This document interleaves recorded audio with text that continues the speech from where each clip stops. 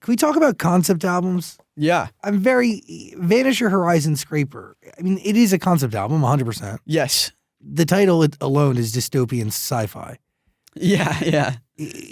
What are you trying to say? That's a great question. To me, it's not like sci-fi, but it's like two ideas. Because originally the title was just Vanisher, which it's alluding to this idea of like, it's like the name of a boat or like the name of a sailor in a boat. Like the idea that there is this voyage that's kind of to nowhere and the destination is this like vanishing, is this escape.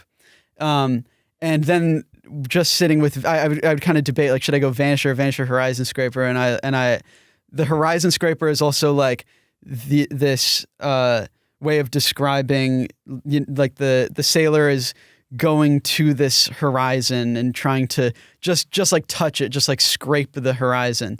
You know what I mean? And it's this idea that, you can never scrape the horizon, and it's this like metaphor of life and desire and all these things that we want. And it's the chase. And so I just really liked that visual of like, something disappearing and also reaching to just scrape this kind of like abstract representation of beyond or like bliss or some ideal journey.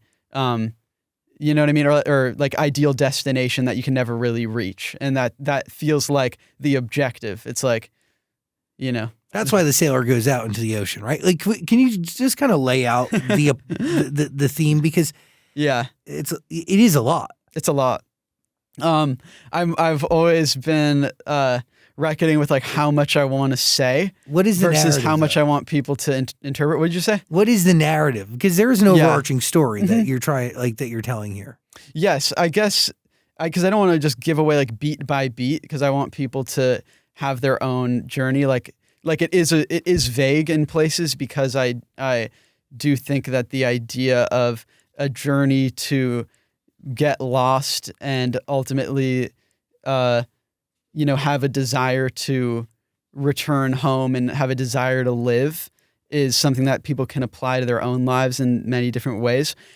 This story is definitely like an apocalyptic, kind of whimsical, kind of fantastical.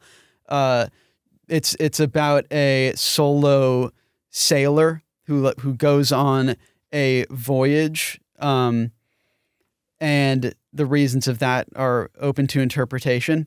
And he becomes infatuated with the horizon, with this thing that he is always chasing, but you can never really get to. And he subconsciously self-destructs and finds new purpose, but once he finds purpose, it's like too late, and he's out in the middle of the sea, and he loses his mind and he becomes paranoid, and he encounters this metaphysical and mythical ancient Filipino sea dragon called the Bakunawa, which has very, you could perceive it as true or as like a hallucination. And the story of the Bakunawa, according to various accounts, is there was like originally 7 moons or 8 moons in the sky, and this dragon would come and eat all of the moons. And the Filipinos are like, damn, like this guy got to stop eating the moons or else we're like going to run out of moons, and that's going to be fucked up. And then when he was going to go eat the last moon, in some versions he lulled the dragon to sleep with music. And in other versions, they like scared him away with like loud drums. And I thought that this was a really interesting myth because it's this idea of this kind of like beautiful apocalyptic event that is thwarted through music and this like communal expression.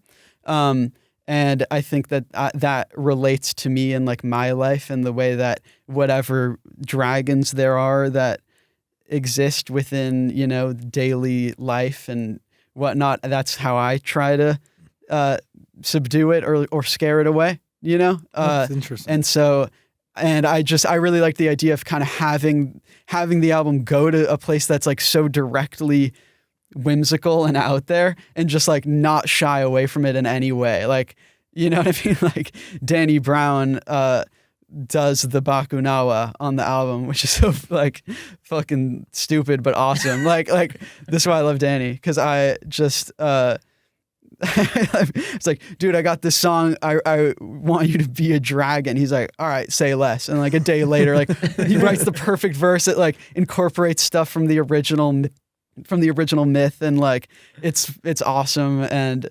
but yeah, sorry, I lost a little track of the full album. But third album that you worked with him on. Yes, I've worked with him on this. Maybe I don't know if this is it's not really a leak because he's basically said it on the internet, but he's got a new album that's really crazy, and I worked on a bunch of stuff on that. And then on my previous album, I Didn't Mean to Haunt You, I had him do a verse where he was carbon monoxide. Yeah, so I thought it was kind of funny to like do a little bit of a sequel to that idea of like Danny Brown, you know what I mean? Like in the sense of a director and a movie and kind of having their go-to, like, you know what I mean? Like someone might get Willem Dafoe to always be this type of guy. Like Danny, I'm like, I can always count on him to when I really go crazy conceptual, that he can be this unique voice that can like anchor the concept in something that he just has like a really great ethos and way that he writes, where he kind of leans into the ridiculousness, but he pulls it off. Like I really couldn't think of anybody else who could do it, you know? So yeah, but yeah, that's the fucking Bakunawa shit. And then there's the end of the album, and it's crazy, and you can hear the audio of it, like of this like last hurrah, like gets swallowed up and spat back out by the ocean. You know what I mean? It's like really intense, and it's really like transportative, and it is. It's vivid, dude. Yeah. Thank you. You really, it's a beautiful album. Thank you so much. You take people on a journey. That's what it's all about. And it's unexpected to the highest degree, is it not? No, it feels more like a movie score. Yes. Yeah. Which is something you want to do.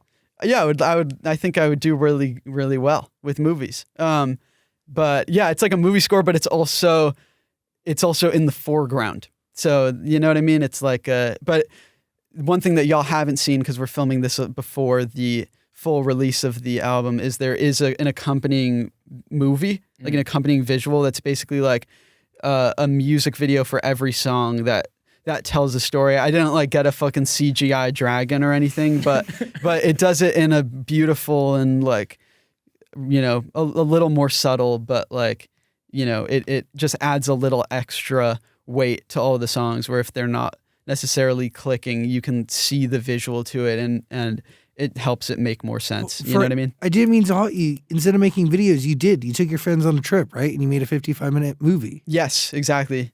And you shot in Turkey, Ireland, Norway, Iceland? Yes, and a little bit in Juneau, Alaska. How much of this is the same sort of idea? It is the same idea.